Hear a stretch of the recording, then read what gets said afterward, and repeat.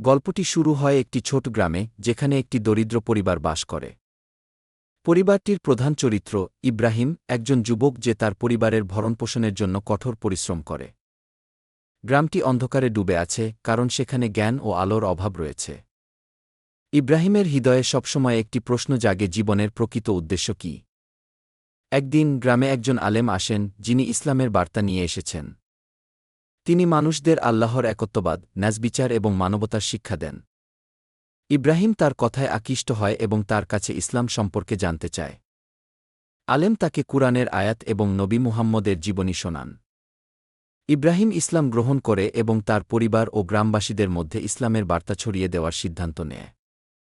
কিন্তু গ্রামের নেতা, যিনি অজ্ঞতা ও অন্ধকারে শাসন করতে পছন্দ করেন, তিনি ইব্রাহিমের প্রচেষ্টাকে বাধা দেন। ইব্রাহিমকে বিভিন্ন চ্যালেঞ্জের মুখোমুখি হতে হয়, কিন্তু সে আল্লাহর উপর ভরসা রাখে এবং ধৈর্য ধরে। গ্রামবাসীরা ধীরে ধীরে ইব্রাহিমের সততা ও নিষ্ঠায় প্রভাবিত হয়। তারা ইসলামের আলো গ্রহণ করে এবং গ্রামটি ধীরে ধীরে পরিবর্তিত হতে শুরু করে। নেতা শেষ পর্যন্ত বুঝতে পারেন যে সত্য ও ন্যায়ের কাছে অন্ধকারের কোনো স্থান নেই। তিনি ইসলাম গ্রহণ করেন এবং গ্রামটি শান্তি ও সমৃদ্ধির পথে এগিয়ে যায়। ইব্রাহিমের জীবন পরিবর্তিত হয়। সে বুঝতে পারে যে জীবনের প্রকৃত উদ্দেশ্য হল আল্লাহর ইবাদত এবং মানবতার সেবা। গল্পটি শেষ হয় ইব্রাহিমের একটি প্রার্থনায়, যেখানে সে আল্লাহর কাছে কৃতজ্ঞতা প্রকাশ করে এবং সমগ্র মানবতার জন্য শান্তি কামনা করে।